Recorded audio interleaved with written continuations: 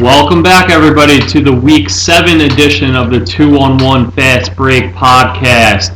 I'm Sean Kennedy, joined as always by our NFL handicapper, Dan Urda.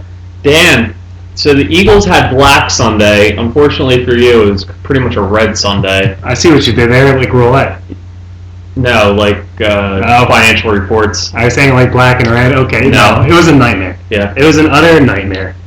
So, for those of you who weren't keeping track at home, which I hope you weren't, because then you probably didn't bet on any of these games. Yeah, they actually canceled Week 6 of the NFL. None of these games took place. But anyway, you were 0-6 in Week 6. You do have the Denver open three-team teaser still going. They did win their game. So I forgot to say that was for 7 units actually. So okay. I forgot to say that last week. Fair enough. So, you probably want to let your listeners know next time when you make the big 7-unit play. But it was a nightmare of a week. And it's one of those weeks where it stinks to lose money. It really does. But the part that angers me the most is just makes my blood boil. It's how many idiots went to Vegas for the weekend and are going home with a couple $100 extra telling their friends how easy sports betting is.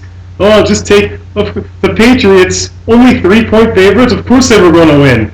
We made those plays, and they all hit. Every single one of the road favorites that I was against hit. It just stinks because that's. I mean, obviously you can't say that you're a good gambler if you're losing picks no matter what. But I would say, in the long run, good gamblers don't lay that much road chalk. And it just stinks that the wrong people got to make a lot of money this weekend. Yeah, so 3 of your picks last week were those home underdogs. And then there was Minnesota, which was a home small favorite. And then you did have the late play with Minnesota. Was that purely a play based on Calvin being officially announced out, Reggie Bush officially being announced out? It was a play on that and the fact that a couple of sharp bettors that I'm familiar with placed very large bets on Minnesota. And I was kind of riding their coattails on that play. But I only do that if I agree with the play. Right. And I did agree with the play. I thought I've seen Stafford struggle in the past without Calvin. Minnesota looked really good in their last game with Teddy Bridgewater. You thought maybe they turned the corner. But you know what? That game is very telling because that Detroit's legit. Well, their defense is really good. That's the thing. They're getting a lot of momentum right now as being maybe the top overall defense in the league. And you're right, Stafford without Calvin in there, the offense did struggle. They only put up 17 points despite the fact that there were 3 interceptions that the defense forced from Bridgewater, and they had 8 sacks of him, which I'm sure led to great field position on numerous occasions. Minnesota couldn't get anything going. That D-line with Sue, Fairley, and Ziggy Ansah and everybody, they're just getting after the quarterback and stopping the run, and they just look like a really solid defensive unit right now. Teams need to just line up the entire defense on the goal line because as long as they don't score a touchdown, if they have to bring a kicker out to kick a field goal, they're probably not going to make it. Yeah, Matt Prater brought on this week to solve their kicking woes. He went 1 for 3. They're now something like 5 of 15. 5 of 15, I believe, is exactly what it is, which is disgusting. We just, it's so statistically improbable that any professional kicker or group of kickers would go 5 of 15. But I do think that Prater's going to be fine. Yeah, it was a lot better than Alex Henry or Nate Freese. It was by all accounts very windy in Minnesota. They're playing in that outdoor college stadium this year while their stadium is being built. So he should have an easier time of it back at the Dome. Plus, I hear he had a couple drinks before the game. So no, he probably didn't. That's probably the he can't drink anymore. So no, he wasn't used to seeing the uprights clearly. Yeah, he's back in the drug program, the drug rehab program. So he probably just shakes from alcohol. But seriously, the Detroit defense just really good, and any sort of spot where they might be underdogs going forward, I would look to that because I think that defense is keeping them close going forward. The most frustrating part of the week, and I guess it's not that frustrating because it would stink to lose a lot on last-second plays, but none of these games were even that close. Tampa Bay could turn off after the first quarter. That was never going to hit. Yeah. The only game of all ones I bet that was even close, that even flirted with the cover, was Buffalo was down 8 points. New England had the ball with about 3.5 minutes left and a 3rd and 15. And I'm thinking, great, you know what? Buffalo will get the ball back. They'll have the late game home momentum. It seems like those teams tend to score, and then whether or not they make the 2-point conversion wouldn't matter to me. And of course, they let Tom Brady convert the 3rd and 15 with 3 minutes left. But that was really, of all the games that I bet, that was. And I'll talk about the Rams in a minute. Those were the only two that really had a shot. Yeah, the other one we haven't really touched on was your over of the Falcons-Bears, which was at 54. That ended up being a 27-13 Bears victory, so that only reached 40 points. So it looked like the Bears did everything you expected in that game, but the Atlanta offense just wasn't able to get the job done. They couldn't even do it at home, which is scary. You know that they're bad on the road, but you think home against the Bears that don't have a very good defense, you think they'd be able to do something. And apparently they haven't gotten the memo to just give Anton Smith the ball every single play. Yeah, he'll run for 40-yard touchdowns. That's his 40-plus yard touchdown, either receptions or runs in the 6 games they've had so far this season. And they still only give him 5 touches a game because why not give Steven Jackson for 2-3 yards a carry? But I think their big problem is that the Falcons' offensive line had the one injury to their tackle. It forced Matthews back to the left side. They had to bring in a new right tackle, and the line just isn't giving Matt Ryan the protection he needs to get the ball downfield to those receivers, and they just aren't able to consistently move it. And even against the Bears' pass rush, which hadn't looked good in prior weeks, they were able to get a lot of pressure on them, and that really hurt Atlanta in this one. Then finally, to cap it off last night, we were hoping to salvage one win on the week with the home team again, the home 3.5-point underdog. Jumped out to a 14-0 lead. It was 14-3 with the Rams driving down the field. Really nice completion to Jared Cook. And the refs call a phantom offensive pass interference. Bring it all the way back. They don't even score. Minutes later, they were driving. They were probably going to score a touchdown. They're looking at 17 or 23 or 17 or 21-3 going into the half. Instead, San Francisco gets the ball back, and Janoris Jenkins makes what's probably the worst play in professional football history, biting on a double move with 12 seconds left in the half, letting Brandon Lloyd get behind them, and then boom, what should have been 21-3 at halftime is 14-10 at halftime. And that, the Rams played like crap in the second half, but that game should have been 21-3, and the refs took that away from me. And I've calmed down now, but there was a good 2 hours last night where there was just steam coming out of me. That is a betting term if you're steaming. And the refereeing in the NFL has just become a complete joke. It's become a circus, and it almost makes you not even want to bet anymore because you have to count on your team showing up, and you also have to count on them not being robbed. Almost. Exactly. As you'll see, there will be more bets coming in week 7, so you were completely turned off. But yeah, just and finally the last one we haven't talked about at all was Seattle -9, losing outright to Dallas. I think Dallas just answered a lot of questions about whether they can stop a pretty good offense, because we kind of figured that their offense would do what it did. Like, they've been running the ball really well all season. You figured they would have some success there, even against a good Seattle defense. But it's just the fact that the defense holding Seattle to basically 13 points if you take into account the blocked punt for a touchdown, right? Exactly, and another a muff punt or something that led to another field goal. They had Russell Wilson his worst passer rating since his rookie year a couple of years ago. They just did everything really well defensively, and that was the big surprise. We didn't expect that going in. I'm going to have to give up on my whole it's only a matter of time before Dallas's defense folds theory. It just doesn't make sense. The talent that's out there, the capability of the players on Dallas's defense, it makes no sense that they're playing this good. But they're doing it week in and week out. And eventually you're just going to have to, or I'm just going to have to accept that they're playing out of their minds. I still don't think that they're good. Those players on the team are not talented individuals, but they're playing well. And, I got to start factoring that in. Yeah, the results speak for themselves once you get a large enough sample size, and we're now 6 games in, and I think we have a large enough sample size to say that at the very least their defense isn't going to be bad. Yeah, I was thinking that they were going to be an over bet every week.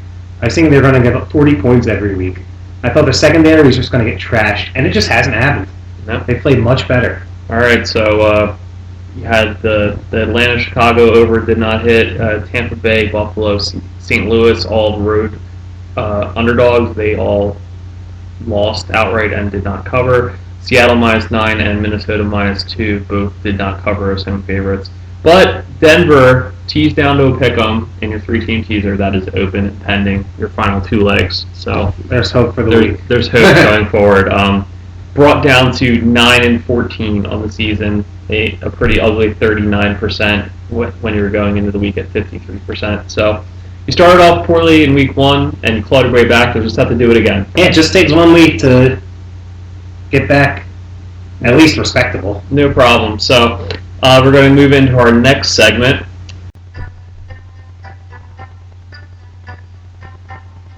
Now time for Stump the Sharp.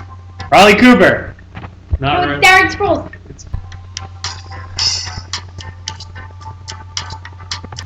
So, Dan, which player has been on the field for the most snaps so far this season? I'm going to give you some hints. These aren't questions that gamblers have to. No, I got some gambling ones, All but right. it's a little trivia, just something interesting factoid for people out there.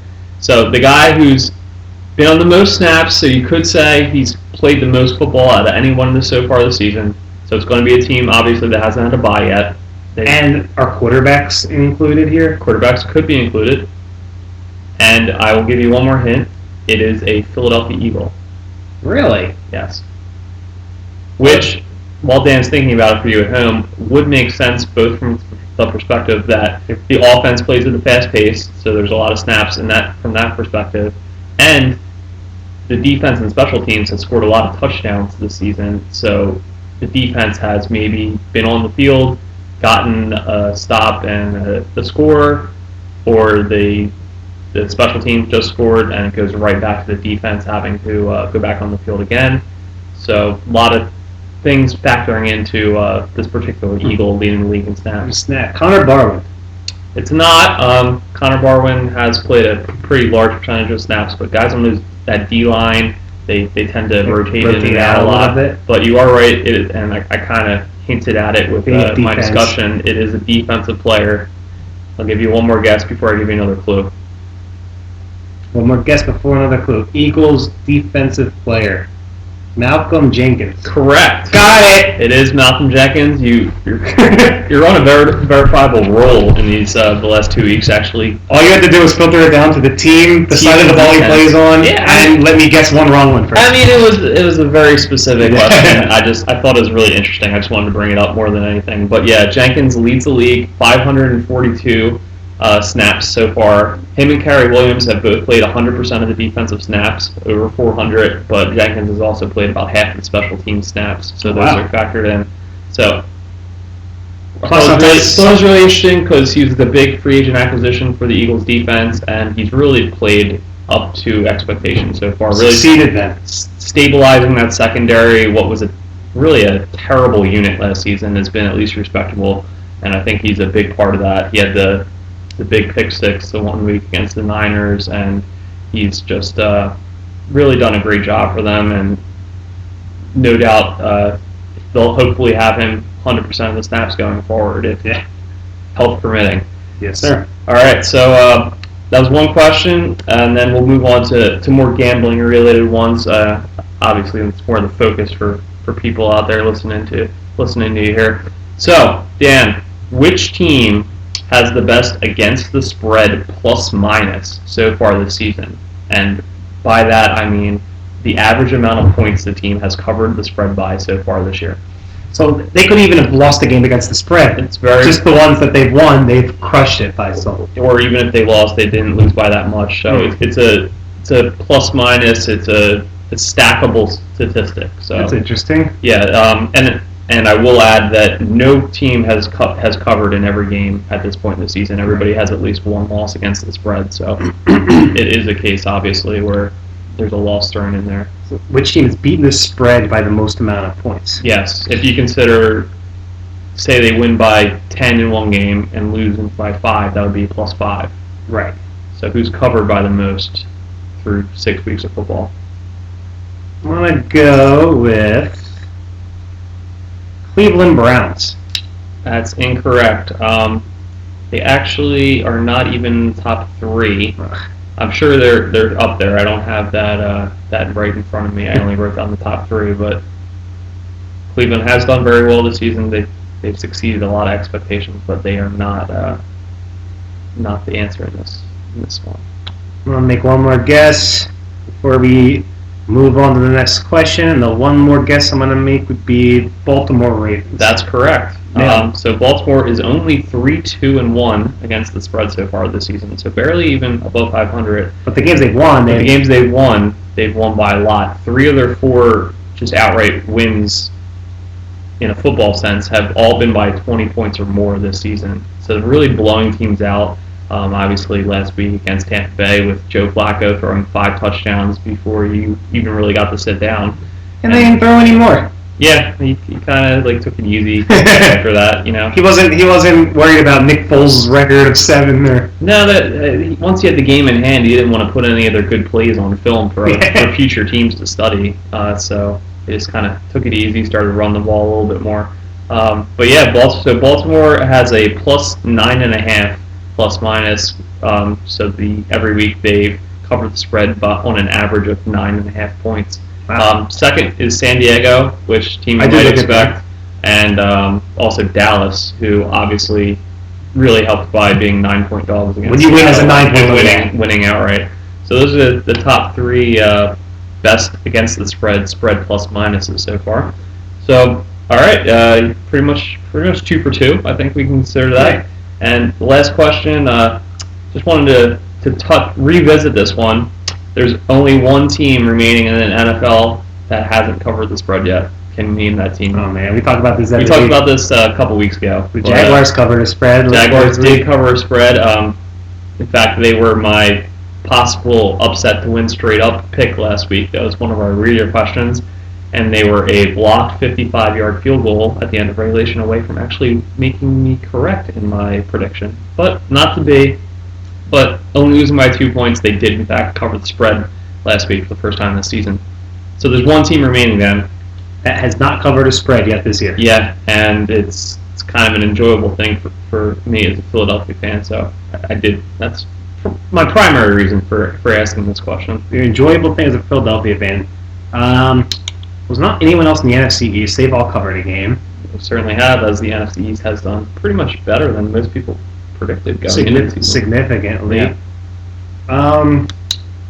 St. Louis Rams covered a game. I think the team that has not covered a game yet,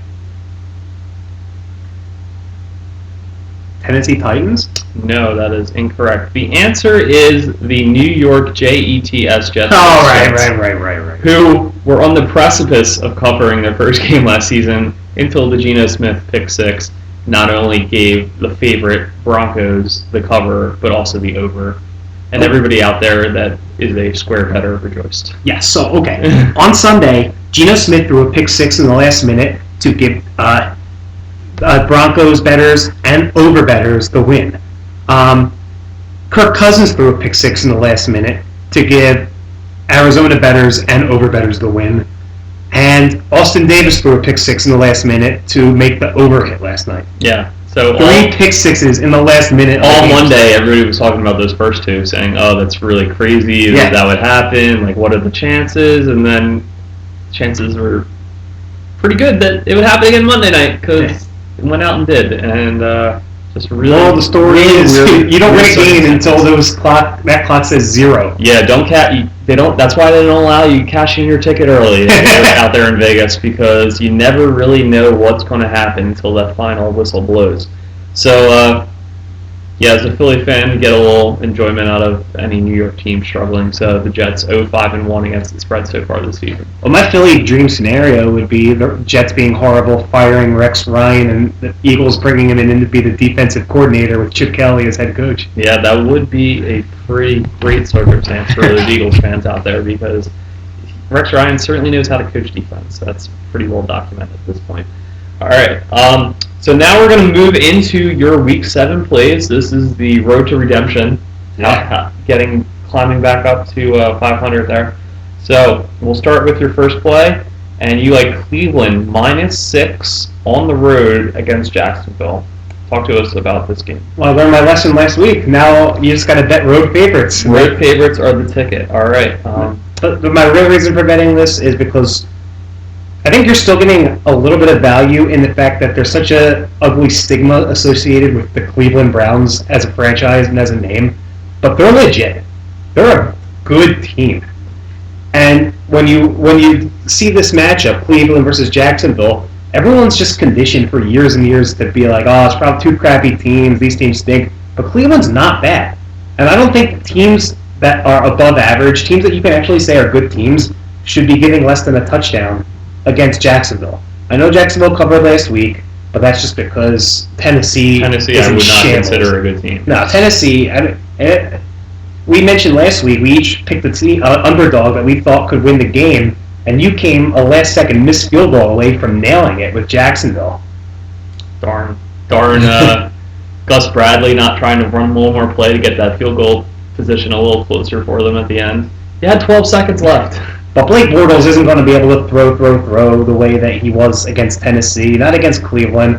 I think Cleveland's on a mission this year. They have a couple easy games in a row, and then their schedule gets harder. So if Cleveland is going to make a playoff run, they can't take teams like the Jaguars lightly.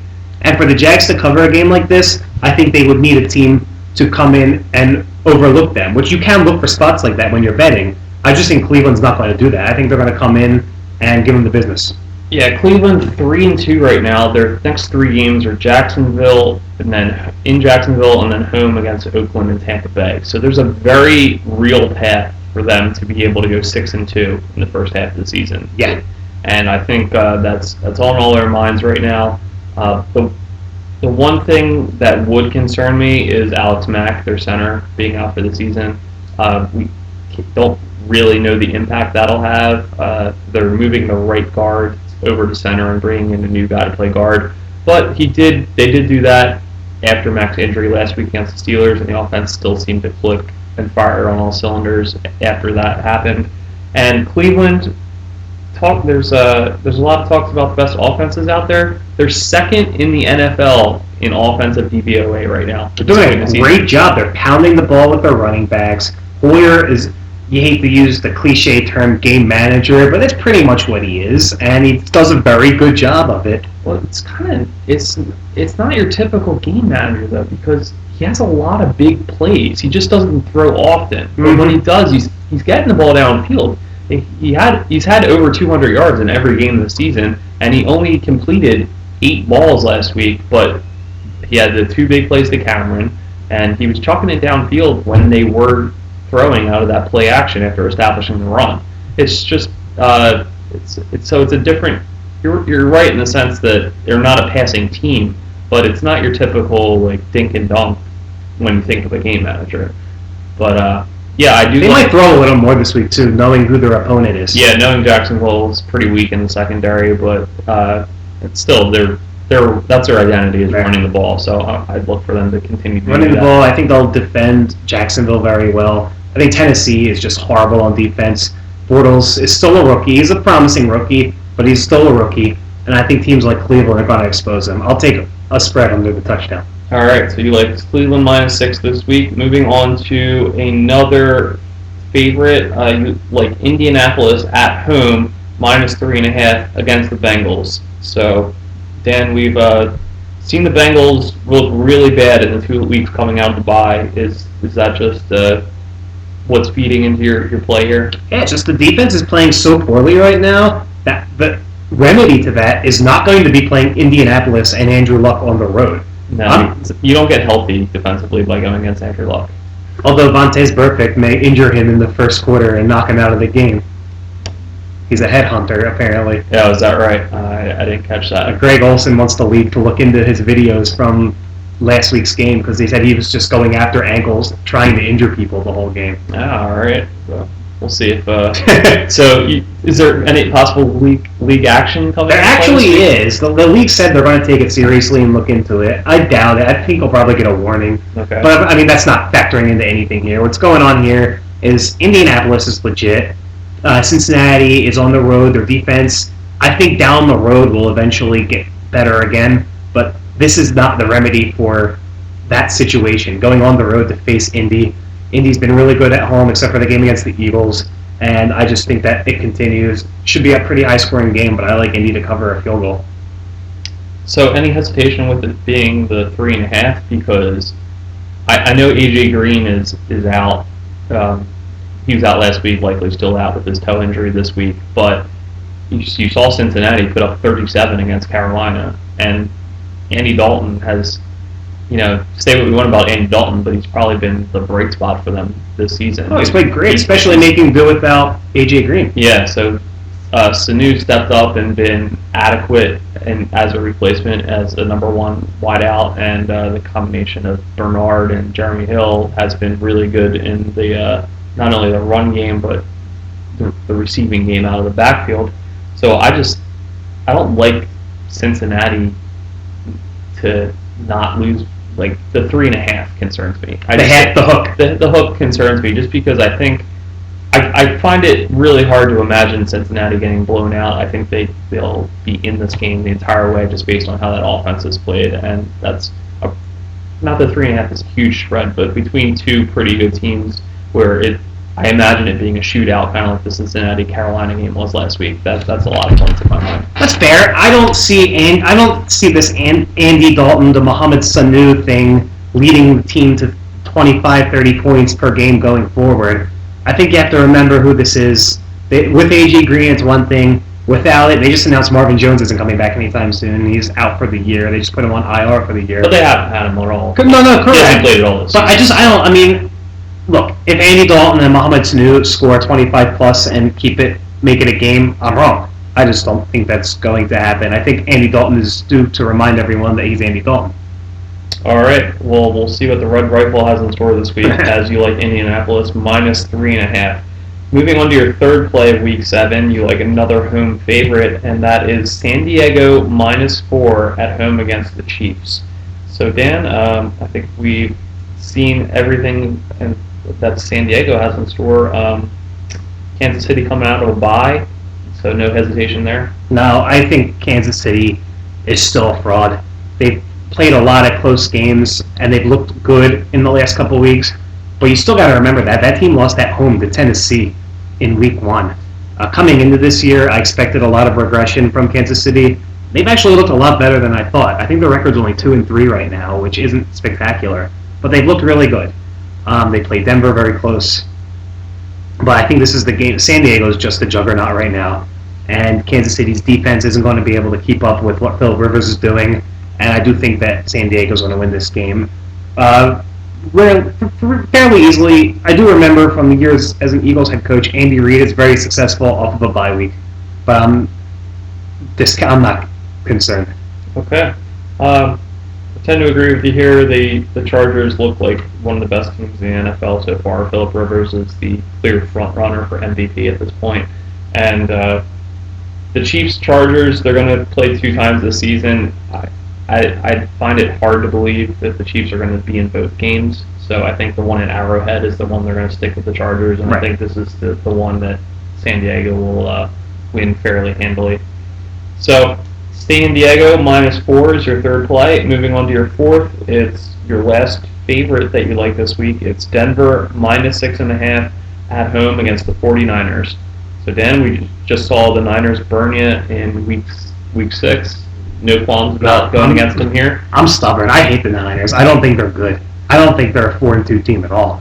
And at this point of the year, that's what I like to do, is bet against teams that I think aren't as good as their record and bet on teams that I think are better than their record.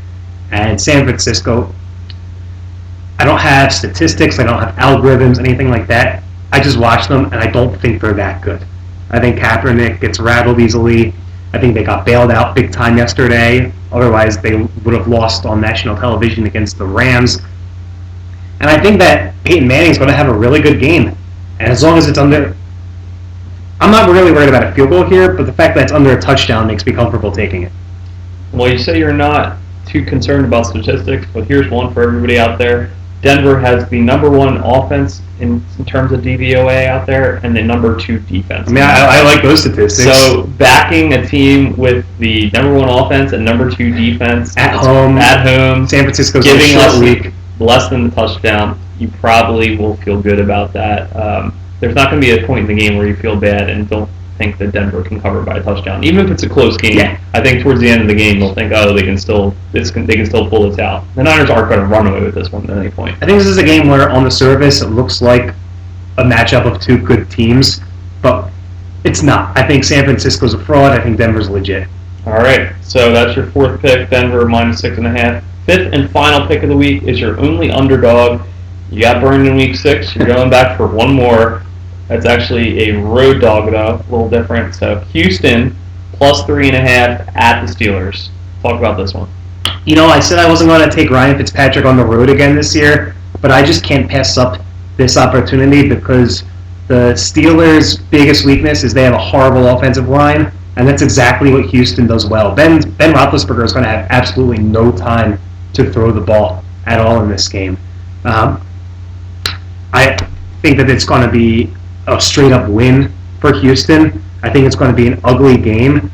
So it's going to be low scoring, and in games like this, I'll take a 3.5 or 4-point underdog, depending on what book you have. Those are the 2 lines that are out there. But whatever team wins, it's probably not going to be a blowout. If Pittsburgh wins, I still could see them winning by 1 or 2 or 3 points. And I just think it's going to be an ugly, ugly game. I think Roethlisberger is going to be rattled. I think J.J. Watt's going to have his presence felt big time. Would not surprise me to have Houston score a defensive touchdown. I really like them getting points here. Yeah, the way I look at it is Pittsburgh's not a good team, and Houston's not a good team either. So these are 2 pretty much middle of the pack teams. You really don't know what you're going to get from them week to week.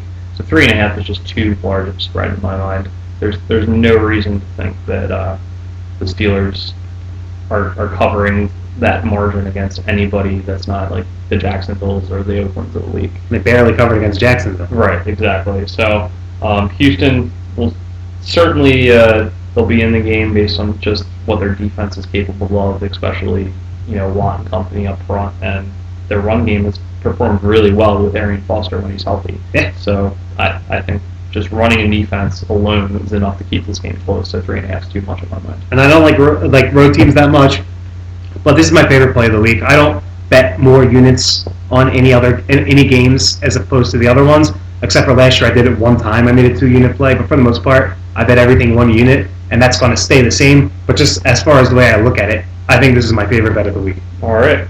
So to recap, Cleveland -6, Indianapolis -3.5, San Diego -4, Denver -6.5, and Houston +3.5. All right. So hopefully everybody out there enjoyed the show, and we'll tune in next week to see if Dan's Road to Redemption is paved with gold. See you next week.